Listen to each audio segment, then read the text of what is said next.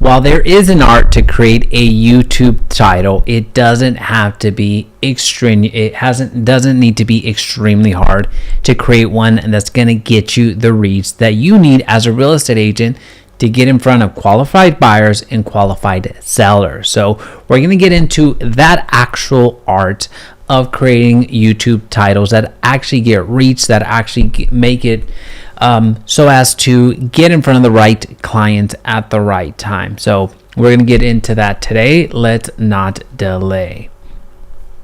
All right, so for the perfect YouTube title for real estate agents, at the end of the day, we need to understand one thing, that there's a packaging of a video that exists. So we need to create this packaging so every video hits the right people at the right time, they stop scrolling and you get the click. So the title works in tandem with a few other components of your YouTube video. So, oops.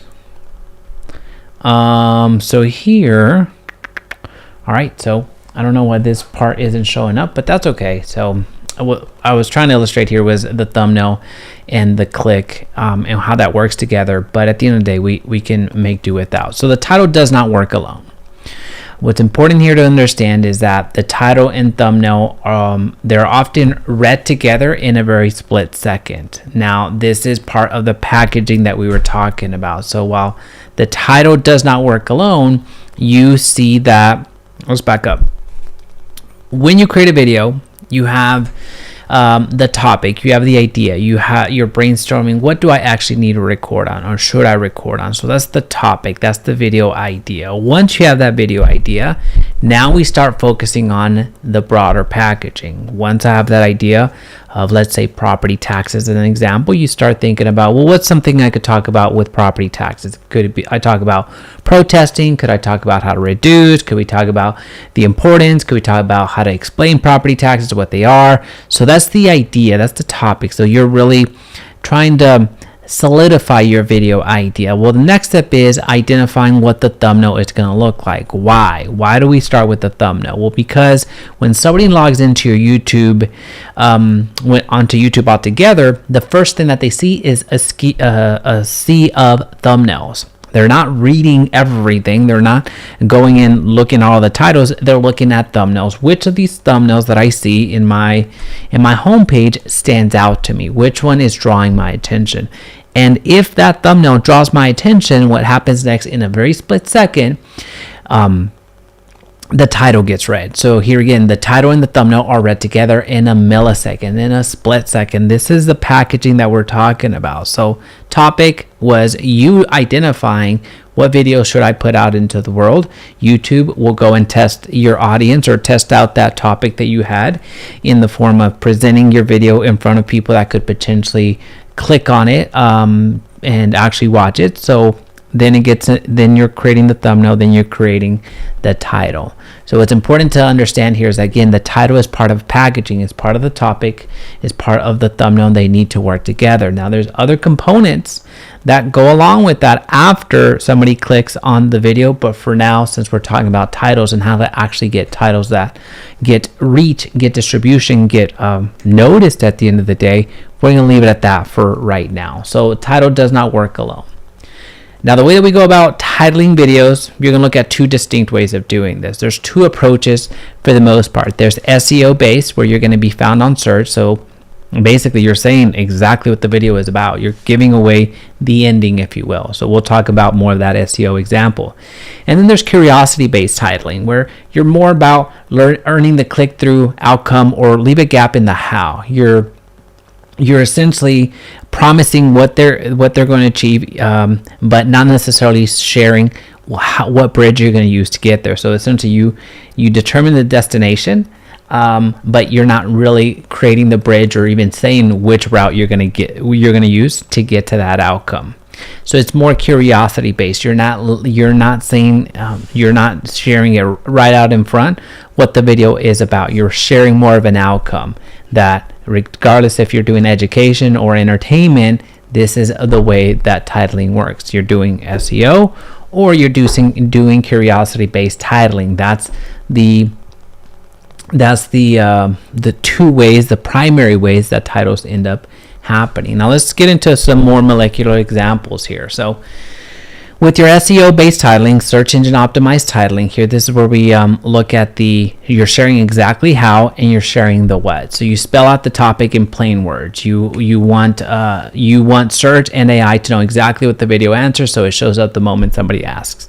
So when somebody is typing on Google as an example, or on Claude, or on chat, how to protest property taxes in Texas, you want your video to show up next. Same thing with YouTube. So when somebody types into YouTube, hey, how do I protest my property taxes? You want your video to show up at the top. So here you're giving away, you're explaining very, very clearly what this is and how. So, or the how and the what. So it's heavy SEO. How to protest.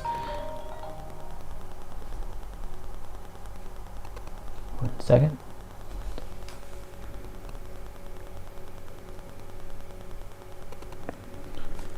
All right, so how to protest property taxes in Texas. That is the sharing exactly how and the what. SEO based titling, that's the important thing here. This is one component. This is commonly referred to as essentially search, when you're trying to really rank up there in the search. Now, the other component here is, oops, what happened to my lighting? The curiosity based titling. You're selling the outcome, you're hiding the how. You're not going into the in the previous example, how to protest property taxes.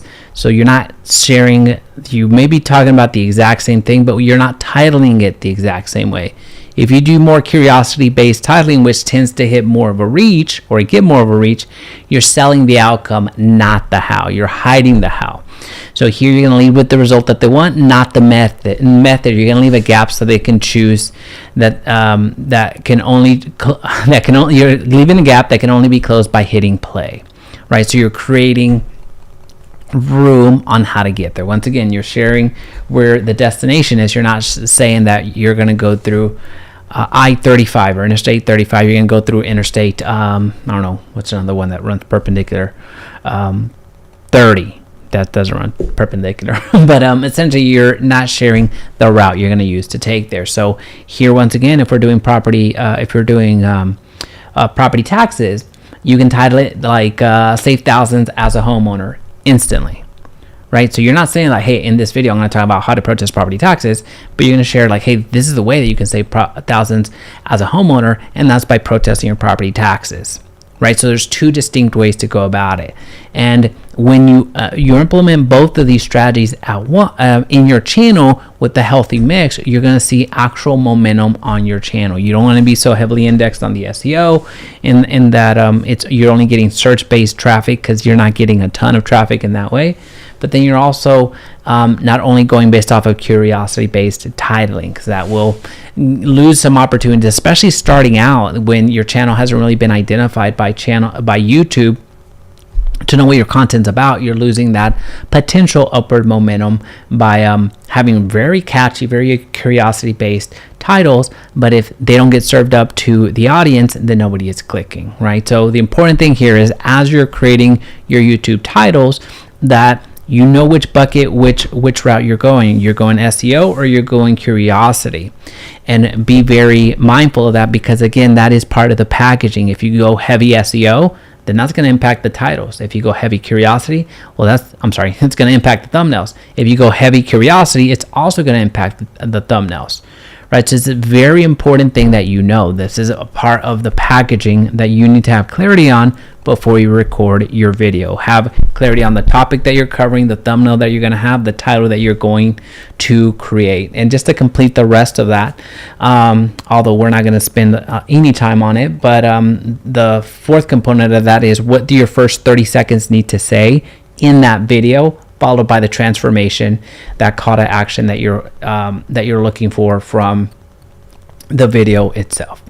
All right, well, that is all that we had today. Hopefully this was valuable. If you found value in it, go ahead and click the like button and comment down below what type of titling you're using. Is it SEO based or is it curiosity based titling? I'm curious to see what you're doing on your channel as well.